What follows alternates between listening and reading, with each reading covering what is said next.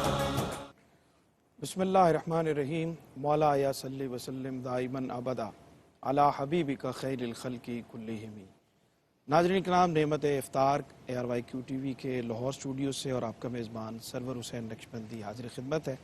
خلق عظیم ہمارا یہ پروگرام ہے جس میں ہم مختلف موضوعات پر بات کر رہے ہیں، اور آج کا ہمارا موضوع ایفائے عہد ہے، جس کا میں نے ذکر کل آپ کی خدمت میں کیا تھا۔ آج جمعۃ المبارک کا دن بھی ہے اور یہ تیسرا جمعہ ہے رمضان المبارک کا، اور اللہ تک کا جتنا بھی شکر ادا کیا جائے وہ کم ہے کہ اس نے ہمیں سید الشہور میں سید الایام کا یہ تیسرا جمعہ ہمیں عطا فرمایا۔ جناب ڈاکٹر طاہر مسعود قاضی صاحب، ہیڈ آف دی ڈپارٹمنٹ ہیں گیریزن یونیورسٹی شعبہ اسلامیات کے، آپ کو بھی ڈاکٹر صاحب خوش آمدید کہتے ہیں۔ ایفائے عہد پہ آج ہم بات کر رہے ہیں، اور بریک پہ جانے سے پہلے بھی میں نے ایک حدیث مبارکہ آپ کی خدمت میں پیش کی جو اس کی اہمیت کو اجاگر کرتی ہے۔ ایک اور چھوٹی سی بات سرکار دو عالم صلی اللہ علیہ وآلہ وسلم نے ارشاد فرمایا کہ جس میں امانت داری نہیں اس کا ایمان نہیں، اور جس میں ایفائے عہد نہیں اس کا کوئی دین نہیں۔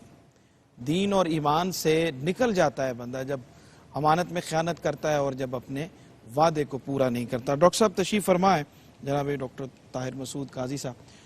اسی رو میں چاہتا ہوں پہلے آپ کچھ اس کی اہمیت بیان فرما دیجئے، اور اس کے پورا نہ کرنے کے جو روحانی نقصانات ہیں، ظاہری طور پہ نقصانات ہیں، اس سے کس طرح ہم گزرتے ہیں۔ بہت شکریہ جناب۔ بسم اللہ الرحمن الرحیم۔ ابھی قاری صاحب حضرت حذیفہ بن الیمان رضی اللہ عنہ کا تذکرہ فرما رہے تھے کہ غزوہ بدر میں ان کی شمولیت کیسے نہیں ہو سکی۔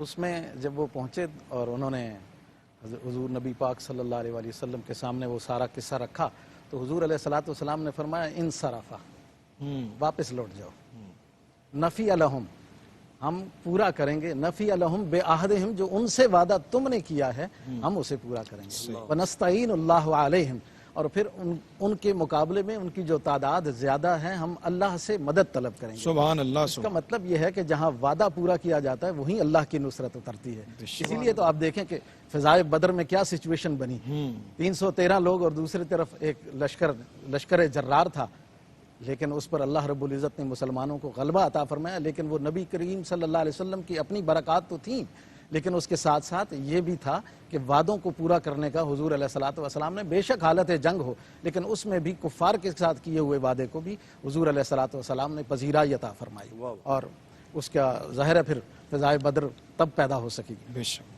یہ جو آپ نے روحانی فوائد کے حوالے سے ارشاد فرمایا کہ ان کا بتایا جائے تو حضور اللہ رب العزت نے فرمایا یا ایھا الذین آمنوا لم تقولون ما لا تفعلون، اے ایمان والو وہ بات کیوں کہتے ہو جو کرتے نہیں ہو، کبر مقتا عند اللہ ما لا تفعلون، اللہ رب العزت کو سخت ناگوار ہے یہ بات، سخت ناراضگی ہے اللہ رب العزت کی کہ تم وہ بات کہو جو کرنی نہیں ہے تم نے۔ تو آپ اس میں تو پہلی بنیادی بات ہی یہ ہے کہ اللہ رب العزت کی ناراضگی مول لے لیتے ہیں جب وعدہ پورا نہیں کرتے اور ہم وہ بات کہہ دیتے ہیں جو ہم کرنا نہیں چاہ رہے ہوتے یا کرنے کے درپے نہیں ہیں، یا کوئی بھی ہم ہیلا حجت بنا لیتے ہیں، بہانہ بنا لیتے ہیں، تو اللہ رب العزت کی سب سے بڑی ناراضگی اس پر ہے، کبر مقتا عند اللہ ما لا تفعلون، تم وہ بات کیوں کہتے ہو جو کرنی نہیں ہے، اور اللہ اس پہ سب سے زیادہ ناراض ہوتا ہے۔ ٹھیک۔ حضور علیہ الصلوۃ والسلام کی حدیث مبارکہ حضرت عبداللہ ابن عمر رضی اللہ عنہ فرماتے ہیں کہ قیامت کے دن جن لوگوں نے وعدے پورے نہیں کیے ہوئے ہوں گے، جب اللہ رب العزت اکٹھا کر دے گا لوگوں کو، تو جنہوں نے وعدے پورے نہیں کیے ہوں گے ان کے سامنے ایک جھنڈا گاڑ دیا جائے گا، نشانی کے طور پر ان کے سامنے ایک جھنڈا گاڑ دیا جائے گا، یرفع لکل غدر، ہر ایک وعدہ خلاف کے سامنے ایک جھنڈا ہوگا، لیوان، ایک جھنڈا گاڑ دیا جائے گا، فقیلہ ھذہ غدر فلان ابن فلان، یہ بھی کہا گیا کہ اس پر وضاحت ہوگی کہ یہ فلاں کا بیٹا ہے جس نے وعدہ پورا نہیں کیا۔ تو آپ یہ دیکھیں کہ یہاں پر ہی صرف رسوائی نہیں، قیامت میں بھی ایک رسوائی ہے وعدہ خلافی پر، اور پھر اللہ رب العزت نے فرمایا ان الذین یشترون بعہد اللہ وایمانہم ثمنا قلیلا، جن لوگوں نے تھوڑی سی قیمتوں کے بدلے میں اللہ کے وعدوں کو توڑ دیا ہے، کیے ہوئے وعدوں کو توڑ دیا ہے تھوڑی سی قیمتوں کے بارے میں، اولئک لا خلاق لہم فی الآخرہ، ان کے لیے قیامت میں آخرت میں کوئی حصہ نہیں ہے۔ اور پھر فرمایا ولا یکلمہم اللہ، اللہ ان سے کلام نہیں فرمائے گا، آپ یہ نقصانات میں دیکھیں، ان کا آخرت میں کوئی حصہ نہیں ہے، اللہ ان سے کلام نہیں فرمائے گا، ولا ینظر الیہم، نہ ان سے اللہ رب العزت ان کی طرف نظر رحمت فرمائے گا، ولا یزکیہم، نہ ان کا تزکیہ کیا جائے گا، لہم عذاب علیم، اور یہ پانچویں سزا یہ ہے کہ سب سے بڑا عذاب اور ان کو ہمیشہ رہنے والا عذاب۔ اللہ بالکل ٹھیک۔ عمومی طور پہ ہم روزمرہ کے معمولات میں ہم دیکھتے ہیں تو ہم چھوٹی چھوٹی سی باتوں پہ وعدہ کرتے بھی ہیں، توڑ بھی دیتے ہیں، اور اس کا اتنا خیال نہیں رکھتے ہیں۔ جو بات ہم زبان سے کرتے ہیں اس پہ پورا اترنے کی کوشش نہیں کرتے ہیں۔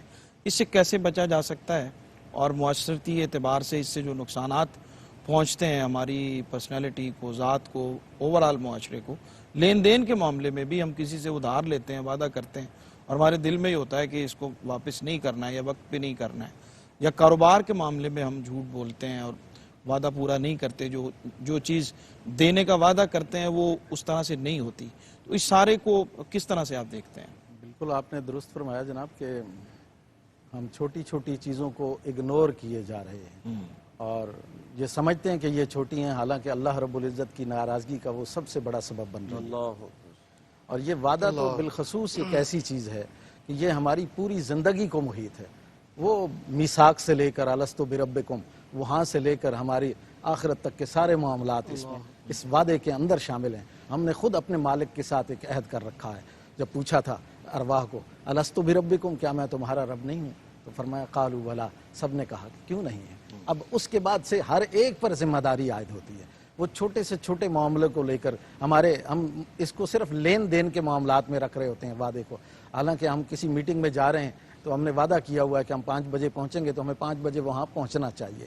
اب ظاہر ہے اب ہم نہیں پہنچے، 5-10 منٹ اوپر ہو گئے تو ہم یہ سمجھ رہے ہوتے ہیں کہ 5-10 منٹ تو یہ اوپر ہوئے ہیں، لیکن اگر پروگرام 10-15 منٹ پہلے شروع کر دیا جائے تو ہمارا مطالبہ ہوتا ہے کہ نہیں جناب پروگرام ٹائم پر ہونا چاہیے۔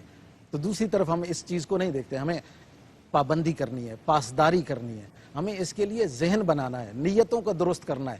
دیکھیں ایکشنز ڈیپینڈز اپان انٹینشنز، جب جتنے بھی ہم کام کر رہے ہوتے ہیں یہ سارے کے سارے حضور علیہ السلام نے فرمایا انما الاعمال بالنیات، وہ نیتوں پر موقوف ہوتا ہے۔ تو اپنا ذہن بنا لیں، اپنی نیت ٹھیک کر لیں کہ ہم نے آج سے اپنے معاملات کو درست کرنا ہے، وعدوں کی ہمیشہ پاسداری کرنی ہے، کوئی وعدہ ایسا نہ ہو کہ ہم اس کو پورا نہ کریں اور پھر اللہ رب العزت کی ناراضگی کا سبب بن جائے ہمارے لیے۔ وہ اللہ کی ناراضگی مول نہیں لینی، رسول اللہ صلی اللہ علیہ وسلم کی ناراضگی مول نہیں لینی، تب ہمارے معاشرے میں امن سکون آئے گا، تب ہم واپس آ سکیں گے۔